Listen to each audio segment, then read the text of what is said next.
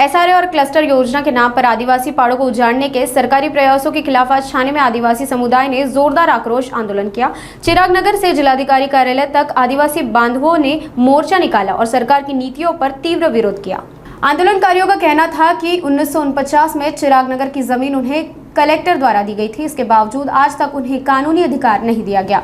उन्होंने आरोप लगाया कि सरकार संविधान को ताक पर रखकर आदिवासियों को बेघर कर रही है। उन्होंने ये भी कहा कि चाहे मशीनरी लगे या बंदूकें तनी जाए, वे अपनी जमीन नहीं छोड़ेंगे। आदिवासी एकता परिषद महाराष्ट्र के सचिव डॉक्टर सुनील पराग ने इस विषय पर विस्तार से जानकारी देते हुए सरकार पर गंभीर आरोप लगाए। हे जे आंदोलन आहे ते सरकारला जागा करण्यासाठी त्यांचं म्हणणं आहे की हा ठाणे जिल्ह्यामध्ये आदिवासी नाहीत आणि आज हजारोच्या संख्येने आदिवासी इथे आलेले आहेत। कारण जे मूळ आदिवासी इथले राहणार आहेत त्यांची घरं तोडून तिथे एसआरए क्लस्टर करायचं काम सरकारने हातात घेतलेलं आहे। कालच चिराग नगरमध्ये 22 तारखेला आमच्या आदिवासी लोकांवरती बुलडोजर चालवलं गेलेलं आहे आणि त्याचे आमचं संसार उघड्यात पडलेला आहे। त्याचबरोबर फॉरेस्टच्या माध्यमातून संजय गांधी नॅशनल पार्कच्या याच्यातून बेकायदेशीर सर्वे चालू आहे।